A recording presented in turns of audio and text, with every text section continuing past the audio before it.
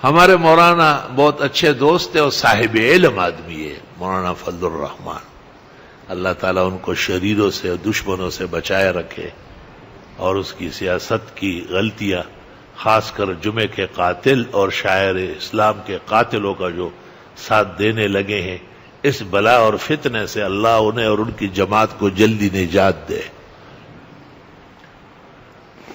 بہت سمجھدار لائق عالم ہے، اور یہ اہل حق کے لیے غنیمت کا موقع ہے کہ میدان سیاست میں، فراست میں ایسا ہی تاج خلق جمیل اور فقہ و علم کا زندہ تابندہ ستارہ جگمگا رہا۔ ہمارے عزیز دوست مولانا صباح احسن مرحوم نے احسن المدارس میں ان سے پوچھا کہ آپ کے علم پر ہمارے استاد اعتماد کرتے ہیں، آپ کو بڑے باپ کا سچا بیٹا مان رہے ہیں، لیکن آپ تصویریں بناتے ہیں، کیوں بناتے ہیں؟ اور صباح صاحب نے بڑا مضمون تیار کیا تھا بخاری و مسلم کی حدیثوں سے، مجھ سے اجازت لی تھی کہ میں مولانا سے پوچھوں گا، میں نے کہا ضرور پوچھیے، اور ہمارے مہمان تھے وہاں، دعوت تھی رات کو۔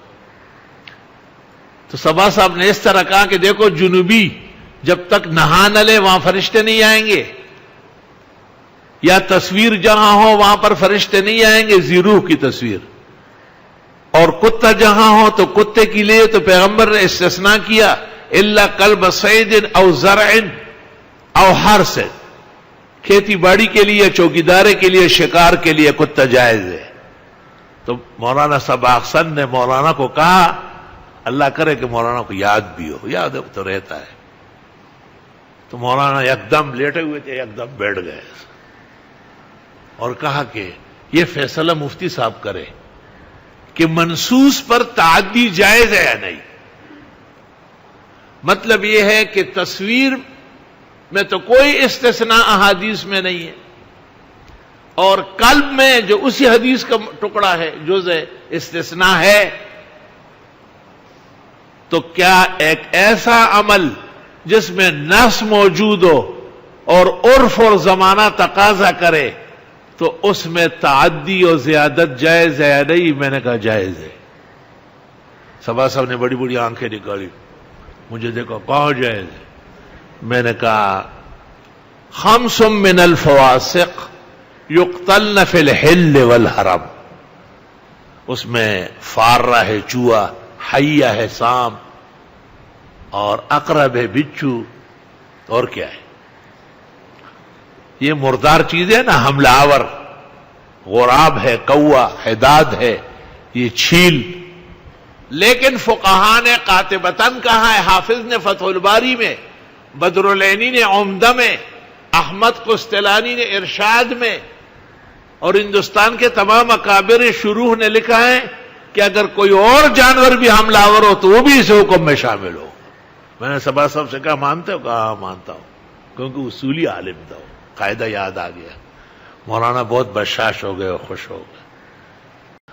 اب مسئلہ یہ پیش آیا کہ اس زمانے میں 30 سال سے ہم نے قرآن شریف پڑھایا، احادیث پڑھائی، جمعے پڑھائے، جمعرات پڑھائے، اور جب تک زندہ رہیں گے پڑھاتے رہیں گے، اور تمہارا نام لے کر جی رہا ہوں اور تمہاری یاد میری زندگی ہے۔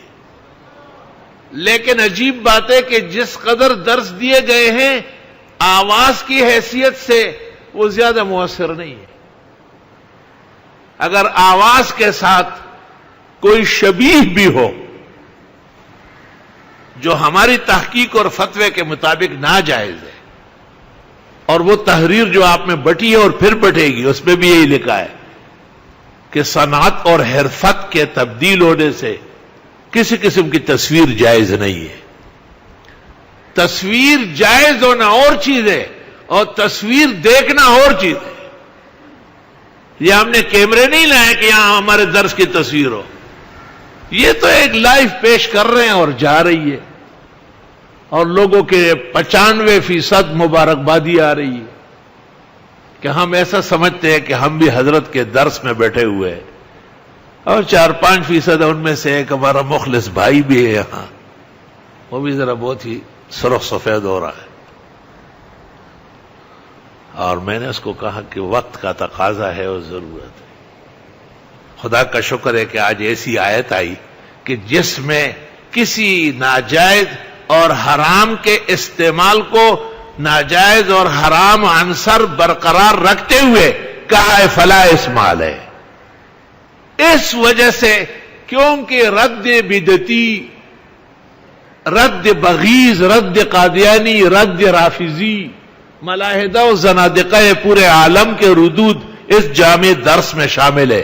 لیکن کیے نہ پارا مڑاٹھتو کم زین رالے تو خطا برش ما کارتا پریدا دیر جذباتی سڑے دے دیر نیک دے منگ مانے دیر گران دے خصوص کار نہ ہو باسی.